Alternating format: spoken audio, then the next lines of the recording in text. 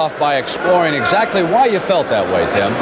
Well, Brent, of course, scoring a fight is a very subjective business. The points of view that judges bring to scoring seem to vary from jurisdiction to jurisdiction. Sometimes, even within the same jurisdiction, a judge will have a different attitude in how he can score a fight. But taking all of that into account, it still seemed to both Gil and I, as on our own scorecard, we had Jesse Burnett clearly winning the fight, not even close, 7-4-1 as a matter of fact.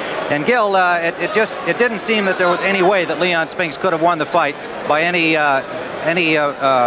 let's say, objective approach to that scoring. Well, Tim, any time that a fighter lands the more clean and effective punches throughout a fight, he should have his hand raised. In this case, it was Jesse Burnett. Well, of course, the official scoring was done by 2 judges and a referee under the New Jersey Commission rules. And those judges were Tom Kazmarek, John Stewart, and the referee, Larry Hazard.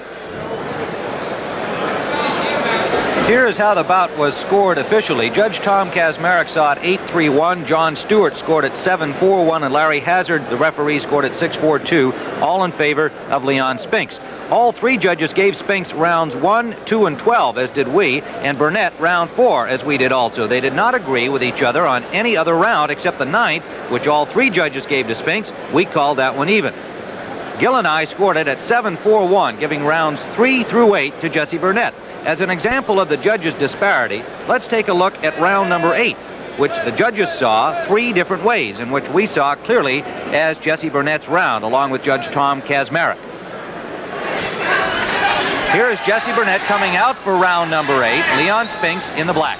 Tim, the way to win a professional fight simply is for you to hit the other guy without him hitting you. And the way you accomplish this is by slipping punches and countering and blocking punches and countering. And that's what Jesse Burnett does so well in this round. He makes Leon Spinks just miss, and he counters and beats Spinks to the punch almost throughout the entire round.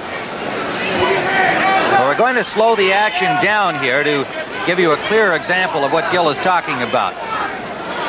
Now watch for these jabs by Spinks. They go over Burnett's shoulder, and Burnett counters. There was the second one where Burnett countered beautifully. Now Burnett comes back with a good body punch. They'll be outside again, and here comes that jab of Spinks over the shoulder, and Burnett lands the jab again. Now we pick the speed back up to regular speed.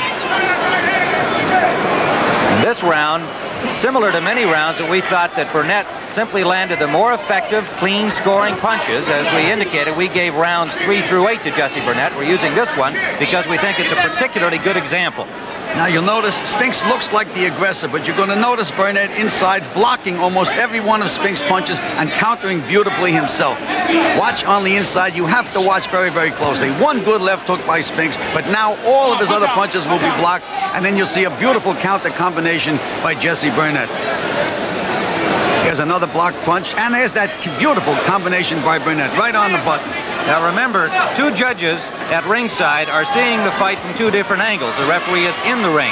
Oftentimes, referee Larry Hazard was well away from the action, working from where he thinks he should, but a lot of this infighting and the good scoring punches inside by Jesse Burnett may have been missed by Larry Hazard, who often, as we said, was away from the action.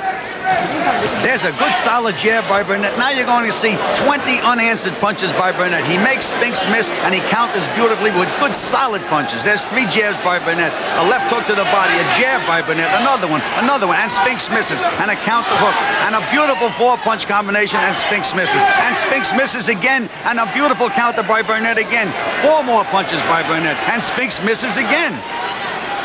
Gil, another thing to remember, of course, is that a round lasts a full 3 minutes, and presumably the winner of a round has scored most of the punches over the entire round. Tim, one of the oldest tricks in boxing is for a trainer to yell up to his fighter 20 seconds, and the fighter flurries and tries to steal the round that way. But a professional judge usually breaks the round up into 3 one-minute segments, and he's supposed to remember what happened in the beginning of the round, the same as what happens at the end.